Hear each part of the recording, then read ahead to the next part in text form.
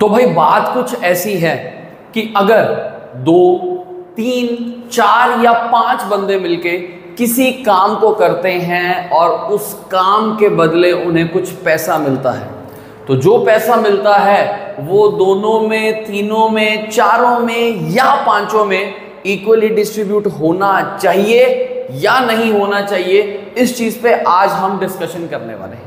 हमने सुना होगा कि टाइम एंड वर्क में जब भी वेजेस डिस्ट्रीब्यूशन वाली टाइप आती है तो वेजेस को एफिशिएंसी के बेसिस पे डिस्ट्रीब्यूट कर दिया जाता है।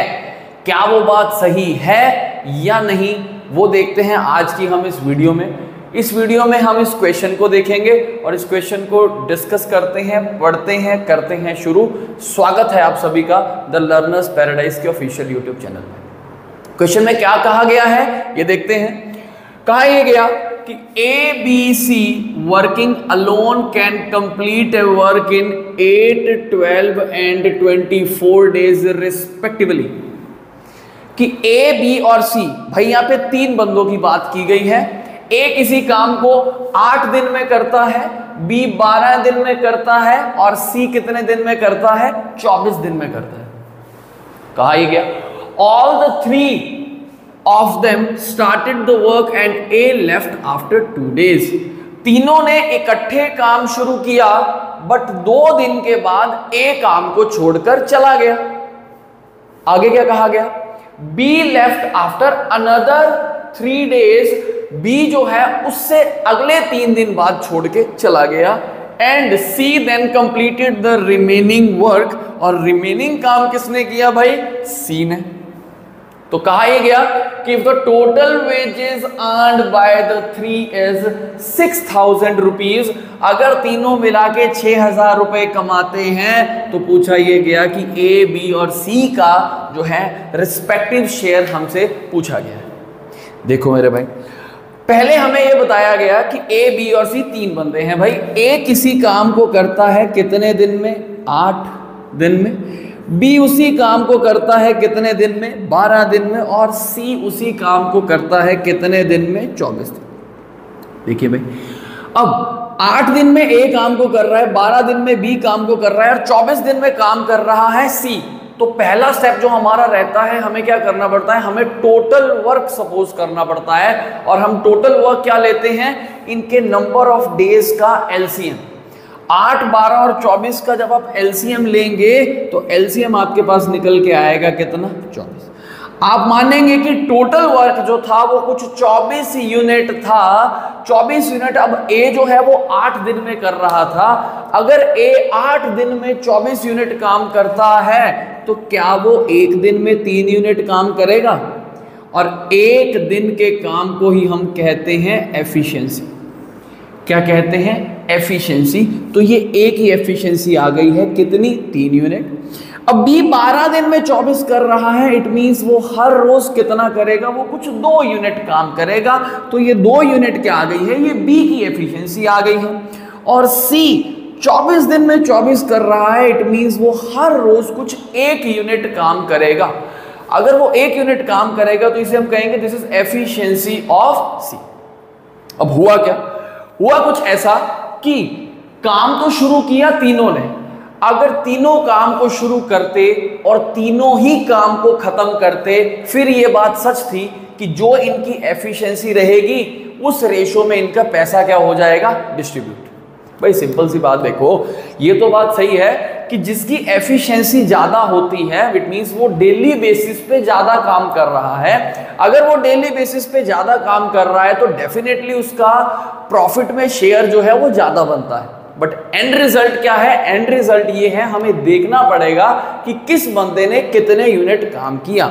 अगर सारे इनिशियल डे यानी कि शुरुआत और खत्म का दिन सबका सेम है, सबने सेम ड्यूरेशन के लिए काम किया है, फिर तो जो पैसा है वो किस बेसिस पे डिस्ट्रीब्यूट होगा? एफिशिएंसी के बेसिस पे। पर यहां पे ऐसा कुछ नहीं है।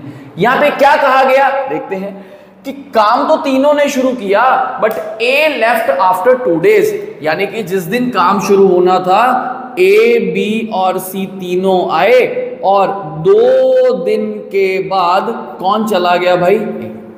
अगर 2 दिन के बाद ए चला गया तो क्या मैं ये कह सकता हूं कि ए ने 2 दिन के लिए ही काम किया? ए ने 2 दिन के लिए काम किया। अब ए हर रोज कितने यूनिट काम करता है? ए अगर हर रोज 3 यूनिट काम करता है तो क्या 2 दिन में ए ने कुछ 6 यूनिट काम किया होगा? टोटल काम भाई 24 यूनिट था, 24 यूनिट में से इट मींस ए ने कितने यूनिट काम कर दिया? अब आगे क्या कहा गया? Be left after another 3 days, उससे और 3 दिन के बाद कौन चला गया? बी। देखो भाई कार्यक्रम शुरू हुआ था, ए बी और सी आए थे, पहले 2 दिन सबने काम किया, ए चला गया, उससे 3 दिन बाद कौन चला गया? बी। इट मींस बी जो है वो काम उसने कितनी देर के लिए किया है? 2 दिन ये वाले, 3 दिन ये वाले, इट मींस टोटल कितने हो गए हैं? 5 दिन। अब बी 5 दिन के लिए उसने काम किया, बी हर रोज 2 यूनिट काम करता है, इट मींस हम ये कह सकते हैं कि बी ने 2 × 5 यानी कि 10 यूनिट काम किया होगा। अब टोटल 24 की जिम्मेवारी थी, ए ने 6 कर दिया, बी ने 10 कर दिया, टोटल 24 है, 24 में से 10 और 6 16 हो गया, तो इट मींस रिमेनिंग काम किसने किया होगा? डेफिनेटली रिमेनिंग काम किसने किया होगा? सी ने। अब सी का हम यहां से काम निकाल देते हैं, 24 में से 16 माइनस कर दोगे, इट मींस 8। ये आ गई क्या? ए का टोटल वर्क, ये क्या आ गया? बी का टोटल वर्क, और ये क्या आ गया है? सी का टोटल वर्क। तो भाई यहां पे बात ये थी कि स्टार्टिंग टाइम और एंडिंग टाइम सेम नहीं था, सबने शुरुआत इकट्ठे की थी, बट ए 2 दिन बाद चला गया, बी 5 दिन बाद चला गया, सी जरूर चलता रहा थ्रू आउट जब तक काम खत्म नहीं हुआ। तो जब हमारे पास स्टार्टिंग टाइम और एंड का टाइम सेम नहीं होता, वहां पे हम ये देखते हैं कि किसी पर्टिकुलर बंदे ने कितने यूनिट काम किया है। ए ने किया 6, बी ने किया 10, सी ने किया 8, तो जो इनका वर्क की रेशो है वही क्या रहेगी? इनके वेजेस की रेशो। वर्क की रेशो यहां देखते हैं, वर्क की रेशो ए बी और सी की आएगी हमारे पास 6:10:8। इसे काट दोगे तो ये आपके पास निकल के आएगा 3, 5 और 4। इट मींस कि इस रेशो में ही इनको क्या मिलेगा? पैसा। ए को 3 पार्ट्स मिलेंगे, बी को 5 मिलेंगे और सी को मिलेंगे 4। 5, 4, 9 और 3 क्या हो गया? 12। इट मींस 12 हिस्से होंगे टोटल पैसे के। टोटल पैसा कितना था? टोटल पैसा था 6000।